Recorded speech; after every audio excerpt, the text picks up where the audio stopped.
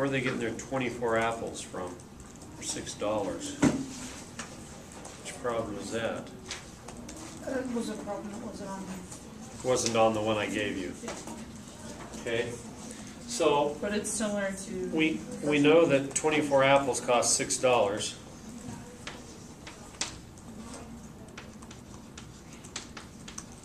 Cost $6. And if we set up the proportion, we want to know how many apples we can buy for $18. And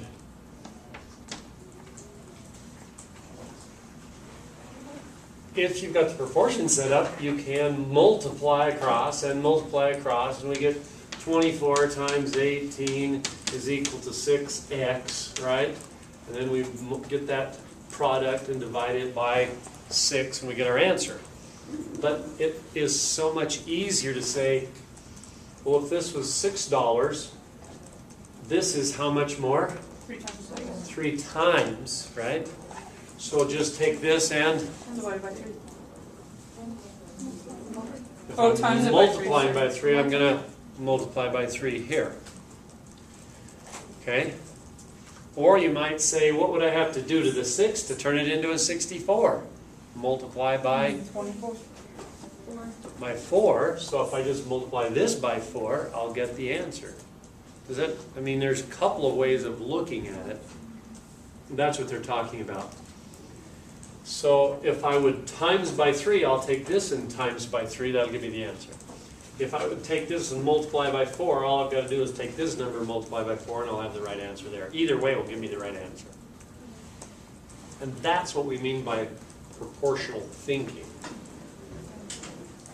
Whereas the other one, which was the unit rate, $24 or 24 apples cost $6, then $1 will buy 4, and I'll take $1 for 4 and say I've got $18, so I'll go 18 times 4. That's thinking of the unit, the $1 unit rate. Okay? Everybody see how we can solve this? You don't need to cross multiply. How many 6s are in 18? 3. So there must be 3 24s in whatever this number is. How many 6s in 24? 4. So there must be 4 of these in that number up there. And so we can think about it in that same way. Any other questions or comments about it? I was curious to what other people got for the last question that you had us ask. Why? Oh. Why she says. Why the? Before we talk. Thinking. Yeah. Before we talk about that, let's talk about why can you cross multiply? How many of you, raise your hand, how many of you learned to do that before you came to this class? It's a standard. If you didn't, you were asleep somewhere, usually. I mean, either that or your school's a little bit, because it's typically taught. But, why can you do it? Sorry? Do you want me to show you? Sure.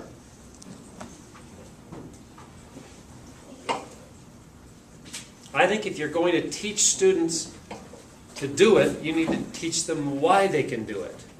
So, like with this one, if you go about it like I was, like on Wednesday, because I was like, oh, it's not cross-multiplying, but that's exactly what I was doing. Cross-multiply is just a shortcut for the actual algebra behind it. So when you have 24 equals x over 6 equals 18, if you think about it, I was like, okay, I'm just going to solve it. I'm not going to cross-multiply. I'm not going to cross-multiply. So I was like, okay, what can I do to get x by itself? I was like, okay, I can multiply by 18, because then I have an identity, right? I just have the 1 times the 18 x. over 18 is 1. Right, 1 times so I x was like, is okay, x. if I did that on that side, then I got to multiply on this side, right? And so then on this side, you've got 18 times 24 over 6 equals x. Oh, it's just x over 1, so it's just x, right? And then I was like, okay, on this side, I could multiply this out and divide by this, or I was like, oh, I could just multiply by 6, so then that's going to be 1, because 6 divided by 6 is going to be 1, and this I just multiply by 6, and so then you end up having your 18 times 24 equals 6x. And that's exactly Which what is the the cross multiplying cross-multiplying. is doing, and that's why it works every time.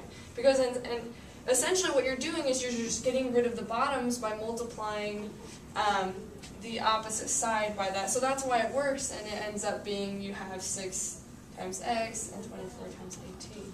So I was cross-multiplying, and I didn't even realize until he was like, what are you doing? And I was like, I'm not cross-multiplying. I totally was. So yeah. I'm just doing this. No. I know, right? So yeah. Okay. So, can somebody summarize what she just told us? Cross-multiplying is essentially what? It's an algorithm. It's a short answer. Comes from multiplying both sides by the product of the denominators. She did it in 2 steps, 18 and then 6. But if we did it in 1 step, multiply both sides by 18 times 6, 18 times 6 from the very beginning. Okay, this 6 cancels. The 18 cancels, and I'm left with this. So the reason we can cross multiply is because it's like multiplying both sides by the product of the denominators. Now, is it a good thing to know? I think so. But the question that was asked, why do you think the author states that the cross product is not proportional reasoning? I put that it was something like that it was proportional reason helps you lead up to the multiple identity of cross. I think proportional reasoning can help us understand this, especially setting up the proportion. But cross-multiplying doesn't help students understand it. It's just, here's a little trick. And the danger behind doing it when they don't know why they can do it, did you notice Morgan even used the right word? She said we've got the, you don't say you cancel these, you say they become the number 1, and the number 1 is the identity, and we've learned the identity does nothing, which leaves the x by itself. And then the same thing over here. That's what's going on. And what happens is when students learn this cross multiplication with a proportion, they see 2 fractions together. They don't even pay attention to this equal sign here. So when they get 2/3 plus 3/7, they go, oh, yeah, you just do that. Because they're so used to seeing 2 fractions next to each other and cross multiplying. Because they don't know why, and they don't know when. So anyway, my counsel is go ahead and teach it when appropriate after you've developed all kinds of proportional reasoning strategies on how to solve these. Don't teach them that to begin with. Teach them, give them opportunities like we did in the assignment to do that. And some of you were really making this harder than it really was. As I walked around, she's laughing. Yeah. Anyway.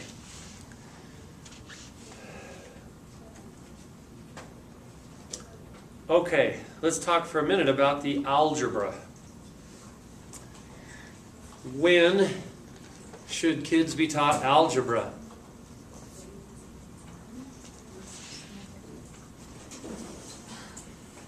Notice why I'm asking the question. I think it's when they are able to understand the concept a little bit of scaffolding.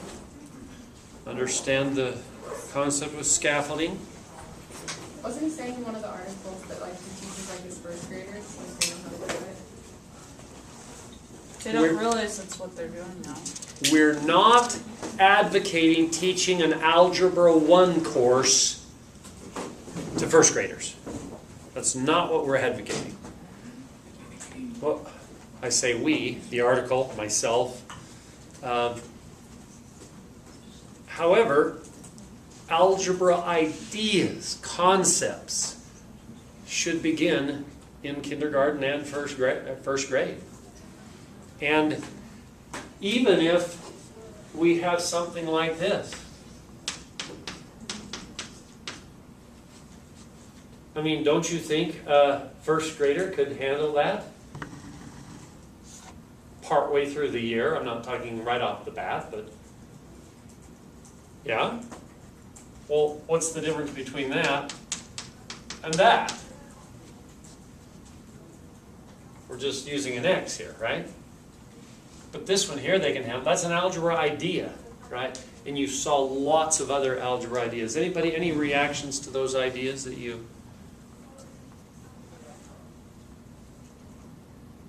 Did anybody read those articles? I read one. Yeah.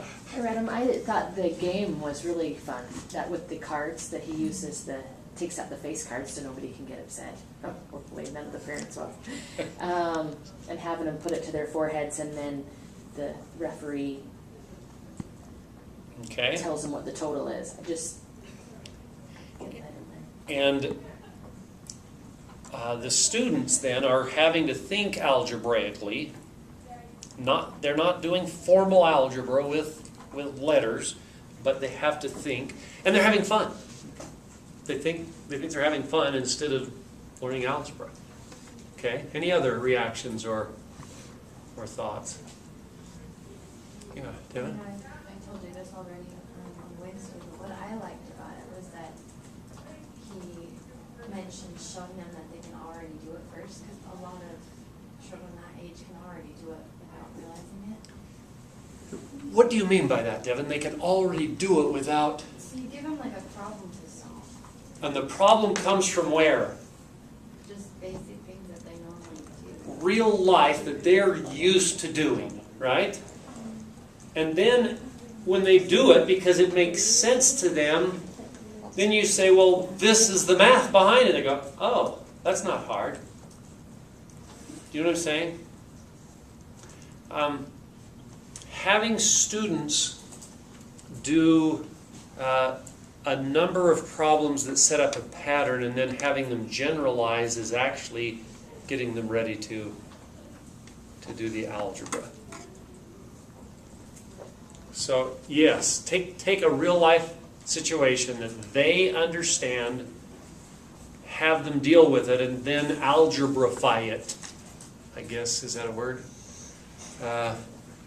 Turn it into, here's how the algebra looks. And they go, oh, that's not hard. Why? Why do they think it's not hard? Because they understood the concept behind it. Rather than, it's the concrete before the abstract. Okay.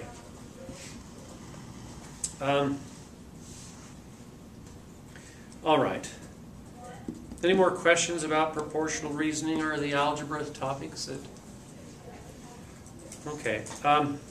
Let's kind of go down a list of a number of things that... Let's go clear back to the number theory unit. Yes. I was looking at Ellen last night, and there's a multiplication and division and practice skills test, but it says it's due December 13th. December 13th? Well, you didn't change it. It's still open. What's happened is, I don't know what happened this semester. This semester was a little bit weird because my classes ended up, there was one less day than I've had in my previous semesters. And I would typically assign that tonight, and it would be due to the very last class. Kinsey did such a great job covering for me. We didn't skip any classes, and we didn't do anything different, and yet we ended up not having enough days to cover that. So I think it would be in your best interest How come that hasn't been It has- changed? We take this on the Monday at 2 o'clock. Mhm. So let's set It's under the that map. for 2 o'clock PM to have that done as well, just because I think it will be valuable to now check it and see. If you'll refresh, you should get, July 20th.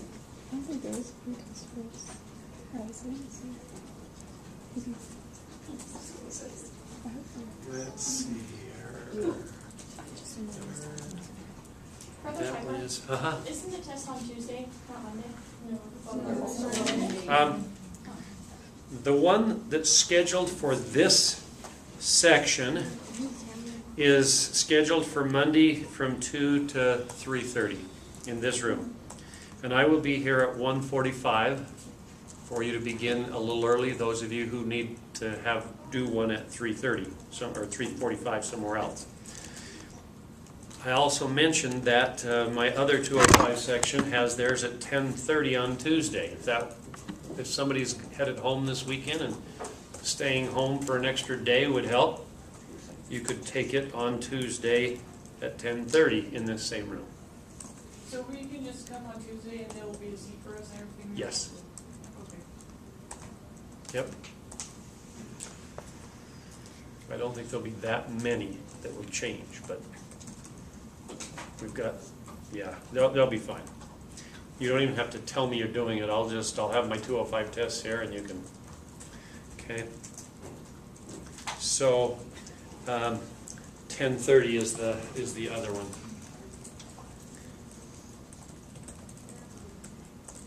Okay, thank you for that. Again, it'll be it'll count for an assignment, but you can do it as many times as you want till you get the grade you want, or until you learn what you want, or whatever your goal is. Let's go back to number theory. What are some topics that we need to be able to do back in number theory that we may not have visited for a while that we could review? Let's make a list and then we'll talk about them.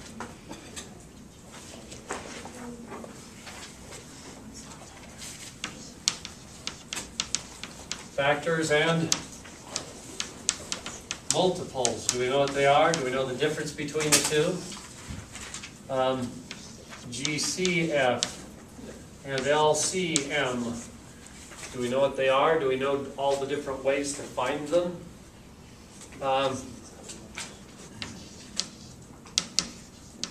Prime factorization. What is it? How do we do it? What's it good for after we get it done?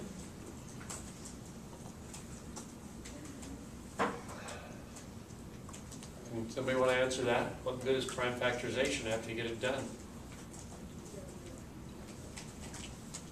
Can't you use the prime factorization to figure out how many factors there are for a certain number? Yep, we can do that. Does everybody remember how to do that? And why we do what we do? By the way, you've answered all these questions once, right? In your personal resource. That'd be a great place to study and go back to. And let's see, what else is in there? Do we need to know divisibility rules? Yep. How many questions are on this class? It's not completely finished. But if you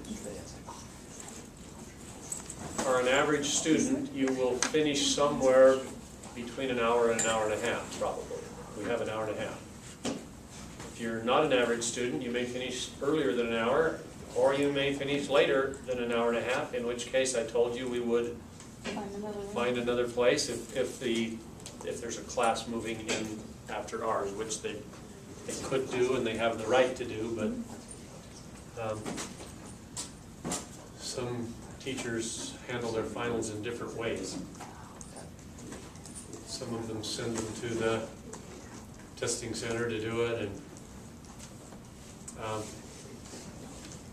so does anybody want to review any of those or those topics, or should we? Can we go over all the ways for the, I don't think I remember all the ways for the GCF analysis. The GCF? Okay, let's get a list. How many ways are there to find GCF? There's the Venn diagram, Okay, the prime factors. The prime factorization. We're just listing, we're not explaining it. What other ways? There's the, if you know the LCM and the two numbers, there's that equation, Okay, which is A times B equals so GCF. how are these related? Yeah, We've got to talk about that. There's a, okay. What was the way we suggested you start teaching GCF with students? The set method, or the listing method, right?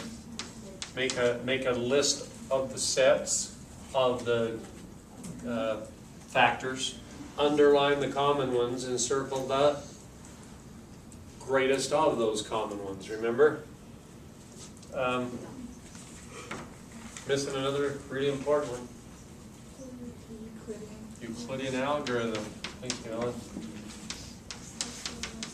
Euclidean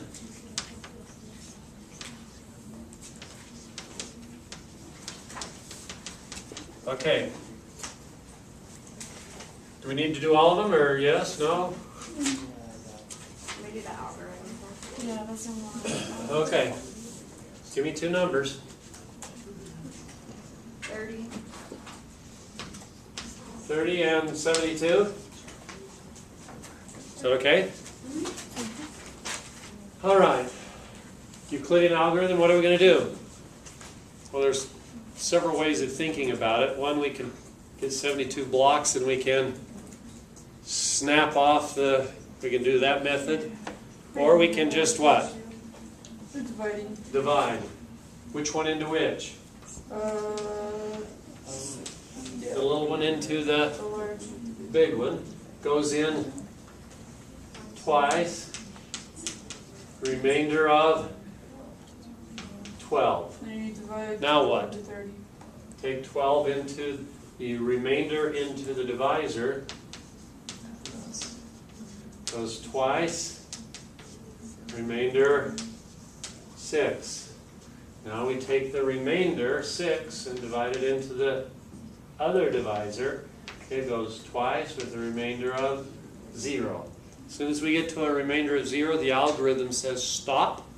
Where do we find our answer? The last remainder, or the divisor. The last non-zero remainder or the Divisor. divisor of the problem where you've got the 0 remainder. They will be the same number.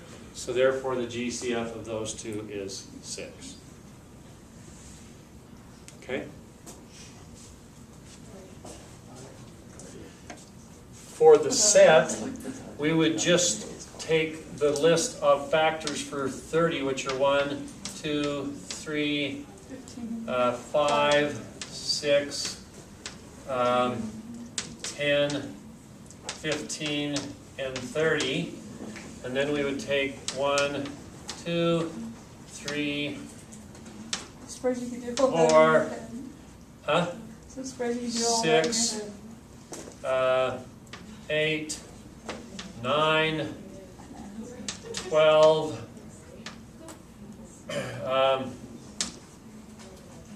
18, 24, 36, and 72. How was I doing that? Very quickly in your head. It's just impressive. Once I get to the middle ones where it swaps, do you remember what we're talking about? Where the partner of 8 becomes 9, the partner of 9 becomes 8. Where does that swapping occur? The halfway point. No. 8 is not halfway to 72. at the square root point. Okay? The square root of 72 is, okay? And then from there on, I knew that, so I just divided 6 into there, and I knew my dozens, so I knew that one. Then I divided 4 and got 18, and I divided 3 and got 24, and I just came backwards. And it's not that I'm brilliant at all, it's just that. Well, you can do it quickly in your head. I'm a visual person. Mental math is not my thing. And then we would underline all the common ones. That's it. That's it. And then we would circle the greatest of the common, and that's it. And the reason we like to start with that first with students is because it explains what it is. It is the greatest common factor. If I've listed this set of factors that, okay. How about this one? Let's do this one. 30, 5 and 6, 2 and 3. So the prime factorization is 2 times 3 times 5. We do 72. You can break it up any way you want, but since I like dozens, we'll go 6 dozen. That's 2 and 3. That's 4 and 3. That's 2 and 2. So we have 1, 2, 3 powers of 2 and 2 powers of 3. Right? And that's, so now for GCF, what do? Use the least power of the primes. I've got 2 to the first and 2 to the third. I will use 2 to the first. I've got 3 to the first and 3 to the second. I will use 3 to the first. I've got 5 to the first and what? 5 to the 0. 5 to the 0, because what's that number? 1. So it does exist there as a factor. And I will use the 5 to the 0, which is 1. And that is 6, just what we got the other methods. Okay? Venn diagrams. There's actually a couple of ways of doing that. My suggestion is that you do the primes. And if we've got the prime factorization, you look over here, there's a 2 and a 3 and a 5 and a 2 more 2's out here, and then another 3. So 5 times 2 times 3 is 30, and 2 times 2 times 3 times 3 times 2 is 72. And where do I find the greatest common factor is the center. Is the intersection of the two sets. Now, my question is the LCM. Least common multiple, that's all of them in there, right? Got it. The LCM is this times this times this times this times this times this. Right. Now, would I count the 2 in the center twice because they're on both sides? Or Nope. Okay. Wasn't sure on that. And how do we do the prime factorization method with LCM? Where we use the least of the powers for the greatest common factor, we're going to use the least of the powers for the, or the greatest of the powers for the least common multiple. So the least one is, or the greatest one is 2 to the third. This is GCD or GCF. This is going to be LCM equals 2 to the third. The highest is 3 to the second. The highest is 5 to the first. So it's just going to be our 72 times 5. Whatever 72 times 5 is, 360. He's finding the LCM Okay, sorry. with the highest powers. And then the LCM here was just the product of all of these. Which is the same. And there isn't a Euclidean algorithm to find LCM, but we talked about the relationship, and that is, if I take A times B, I will get the very same thing as if I take the GCD Or of A and B, and multiply it by the LCM of A and B. Do you remember this? GCD can also be GCF. GCF, GCD, greatest common divisor, not denominator, divisor, or factor. And so, if you'll notice up here, A is 2 times 3, times 5, and then this times is what? 2 times 2 times 2 times 3 times 3, right? That's the B. That's equal to, what was our GCD? Just 2 times 3, right? So that's equal to 2 times 3. Maybe we better put... And the LCM we said was this, so we've got 2 times 2 times 2 times 3 times 3 times 5. You'll notice that these two are exactly alike if the order is not. Why? Well, if you look at the Venn diagram, A is this number, all of these times all of these, right? But this is the LCM times the GCD, which means I'm going to use all of them, and then I'm going to use what's in the middle twice. Which is the thing. Right? Should be this. If you did it correct. Which is the same as multiplying the numbers by themselves, because you use the numbers in the middle twice with those. Once with that number and once with that number. Does that make sense? Okay. Is that helpful? Where else do we go? Can we review some of the like different algorithms, like with multiplication, like the Chinese one and the Russian one? I was gone that day. Yeah. Somebody remember the New Zealand one? So alternate algorithms? It was Austrian? Austrian. Austrian. Are we gonna have to like, I know you're not done with the test, but are we gonna have to like show that? Or are we just gonna have to kind of? If I say use this algorithm, I'll need to see the steps and the, yeah. So which ones are you the most uncomfortable with? Russian? Okay. Yeah. The Russian and the Egyptian and other bases, no. I will tell you right now, you will not have to do those. Now, some of the other ones, maybe. The 999 is not hard in other bases. The lattice is not hard for addition or for multiplication. There's a lattice addition, a lattice multiplication. Those are easy. The instructional is easy in other bases. Are we going to have to do the Russian and Egyptian in base 10? You might have to. Should we go over it? Yeah. Okay.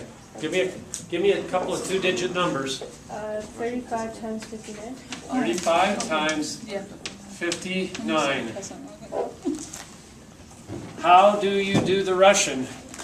You half the one side and double the other side. So, let's do it. Half of 35 is 17 if we drop the remainder. Multiplying this, we get 18, right? Okay, half, we get 8. Doubling, we get 226. 236. 236. Halving, we get 4. Doubling, we get 472. Halving, we get 2. Doubling, we get 5. 44. How was that 5? Sorry, 8. 9. 9. Somebody said 9 and I... I pull out my calculator. Halving, we get. Doubling, we... 1888. Right? Now what do I do? Cross out anything that is even on our left.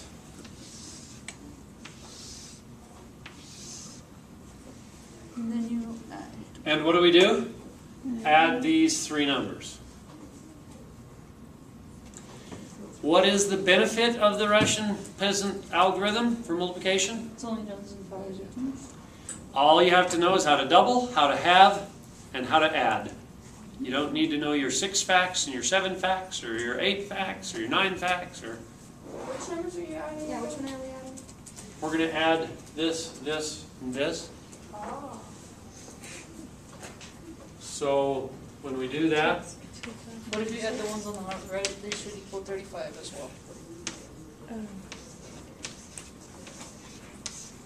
I mean, the ones on the left. let's review the scratch method while we're doing this. 9 plus 8 is 17. I scratch, just bring the 7 forward. 7 plus 8 is another scratch with a 5. Now I take the 2 scratches over here. That's 7, 8 plus 8 is, bring the 6. Bring the 1 scratch over. I take scratch, 0, and that's 2. That should be our product, is it? Did somebody check it out? The one shouldn't go to 35. Shouldn't what? Never mind. I think that's the Ignore. Egyptian one that you're talking about. Oh, yeah, yeah. Why does this work?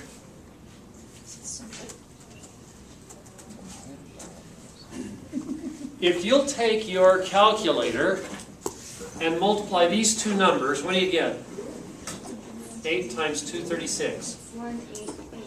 1888, right? This times this is 1888, right? This times this is 1888. So I didn't lose anything here. But if I do this up here, I don't get 1888. What do I get? Multiply those two. 2006.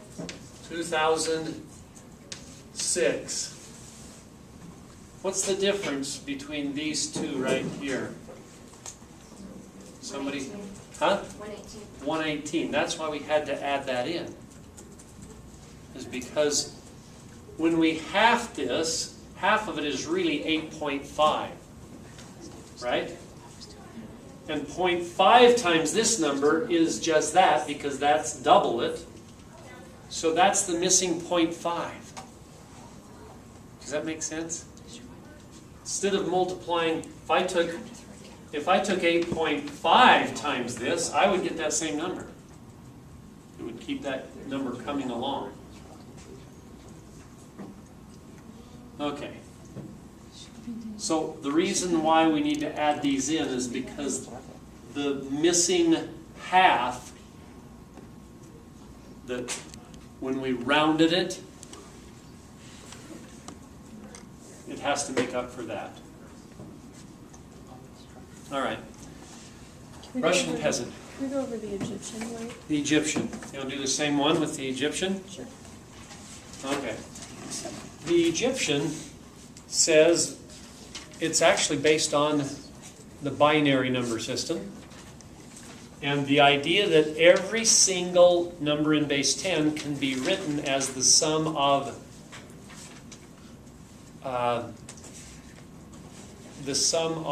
the powers of 2 used once, no more than once.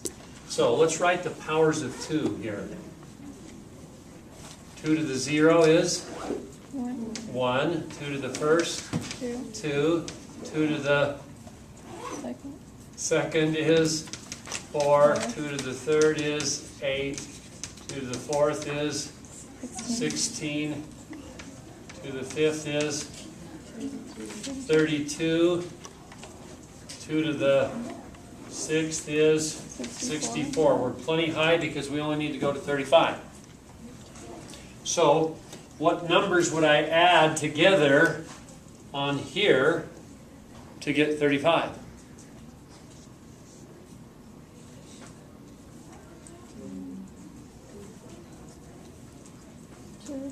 To the first and to the I can only use them at most once. So would you have the 32, the 2, and the 1? 32, the 2, and the 1 would do it, right? Okay. So along with that, we're going to take and put our 59 over here, right? And then we're going to double it each time, correct? Well, this is going to be interesting. 59, 118, we did 236, we did, let's see, 472, 944, 1888, and we could go another one, but the ones we're going to use are this one, and this one. Why? Because 32 plus 2 plus 1 is the only way to add these up using them once. I mean, I could use 2 of these instead of that, but you have to use them just once. And therefore, I'm going to add these 3 numbers, which is the very same numbers we added before. Does that make sense? So why did you use the 2s instead of like a different number, like 3? Like 3 to the 0, 3 to the 1st? Because the Egyptian algorithm is based on the powers of 2. Okay, so you're always going to use powers Always. of 2? Okay. Yep. So you're always going to make this list of numbers down the side, and over here you're going to take one of the numbers. We could take this number, put 35 there, And okay, I've gone to 59. and we'll go, that'd be 70, what, 140, 280, 560, right? Let's see if we need to go further.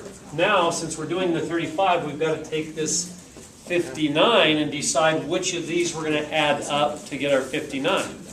Well, I can't use a 64 because it's too big, but I'm going to put can I put a 32 with a 16? What's that? 48. Yep, we're going to need, I'll erase these here. We're going to need a 32 and a 16. We're up to 48 now. 48 and 8 is 50. 48 and 8, 56, right? So we'll need one of those. 56, but if I put 4 with it, I'm too big. So I'll need a 2 and a 1. So now we're going to add what? These numbers. If I add those numbers without the 140, because 4 isn't a part of that, I should get the very same answer. Let's try it. 5. That would be 16, 26. 2 would be 0 and 2. Is that what we got? Yep.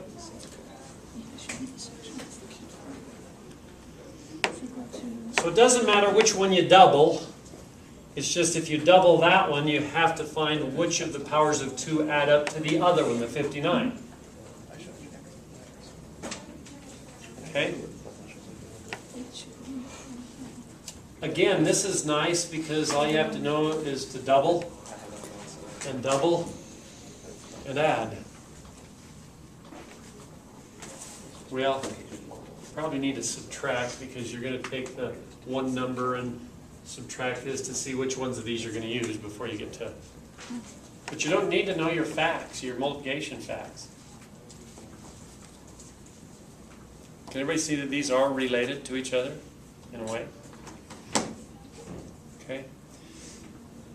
Somebody mentioned the Austrian or the Isn't New Zealand as well? New Zealand. Should we look at that one? Let's subtract a couple of numbers. We'll start with base 10. Yes. Oh, is this subtraction? Yeah. Okay. 5, 4, 3, 1. Subtract 2, 6. That's the one where you ask how many gives it. 1, 7. So then you ask yourself, we have 10, 7 to give This is 11. base 10. Who can do it? Who knows it well enough? Gonna jump up here and How many extra jumps? So then you ask yourself, what plus 7 gives me 1 with the remainder, which is 4. So it would actually be 7 plus 4 equals 11. Sorry. So then you put the 1 there. put what one where? 1 underneath. Or am I doing a different one? I must, yeah, this is, I'm not recognizing this. Oh. Okay. Isn't the one in the middle It's between the, those 4 digits? I have to add. This becomes a 2 and this becomes. There we go. That's what it is. Keep going. Keep going. So then this becomes 4. Physical one. So I'm adding 10 to the top one in the first place. So that You're means borrowing from the bottom number? no. What are you doing then? So what I'm doing is 1 plus 10 equals 11. So that means since I've added 10 to this number, I have to add 10 to this number. Okay. So then this 1 actually becomes 10 plus 10, which equals 20. This is in the tens place. I can subtract 3 from 2, so that's just 1. However, I can't subtract 6 from 4. So I have to add 100 to the top, which means I have to add 100 to here, which makes this a 3. And continue, so that would be 8 and 2, 8, 14. Sorry, I got that. What I like about this one is you can just say 7 can't subtract from 1, so you put a 1, raise this up. You can take 2 from 3, so don't do anything. 6 won't subtract from 4, so you put a 1 and raise this one up 1. And then when you get all done, you can start on the left and just go 5 minus 3 is 2, 14 minus 6 is 8, 3 minus 2 is 1, 11 minus 7 is 4. You don't have to go from right to left like you. Which method is this one? This is the Austrian Australia, or New Zealand. New Zealand. I've heard it called both ways. Are we going to need to know how to do this with tests? I think you should know this one. Yeah, With tests? yeah. It's not that complicated. It's complicated. It isn't. It isn't. It's just if you remembering can't the names subtract, of write a everything. 1, raise the 1 to the left up. If you can subtract, don't put a 1 and raise it up. If you can't subtract, put a 1 and raise it up. That's all there is. As algorithms go, it's easier to understand for kids. I think it's easier to teach kids this algorithm than the one that we